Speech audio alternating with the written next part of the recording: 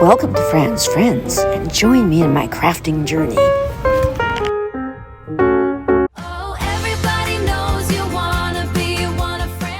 with hobbies, most people go into craft. Lots of people do crafting, which is my biggest passion. But I used to always enjoy gardening. Never liked to get my hands dirty, but I did have a really beautiful succulent garden. But over the years, succulents are a lot of work. They do produce multiple babies, and sometimes you think, oh my goodness, propagation of the succulents is quite vibrant. So I've had to change a few things and have had to get rid of a lot of the succulents, unfortunately. But what do you do in order to be able to have your yard as peaceful and quiet with or without a lot of, plants?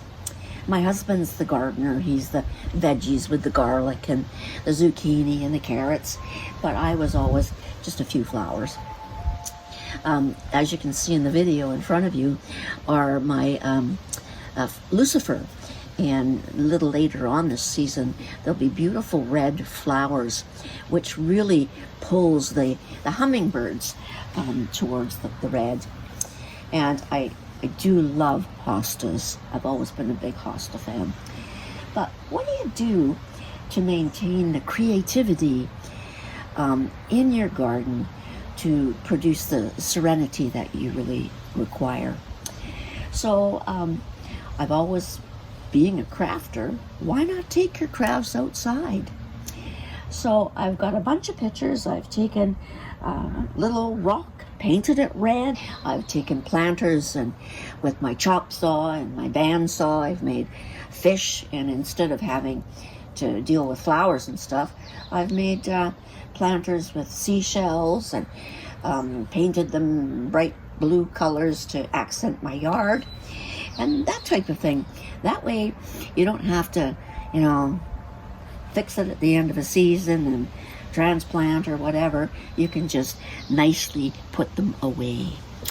So that's what I've been doing, and I'm going to do more of the art projects for my yard to maintain that creativity. So paintings, frames, ironwork, all those types of things to help maintain a lovely yard that's got character. Lots of painting of tables and Adirondack chairs, but it truly is a work with a lot of passion. So no matter what you do, those are the avid gardeners, those are the crafting advocates. Take whatever your hobby is and take it to the limit with your passion. So again, I'm working away at making my yard something very special in a different way that's a lot less work. So thanks for joining, and happy crafting.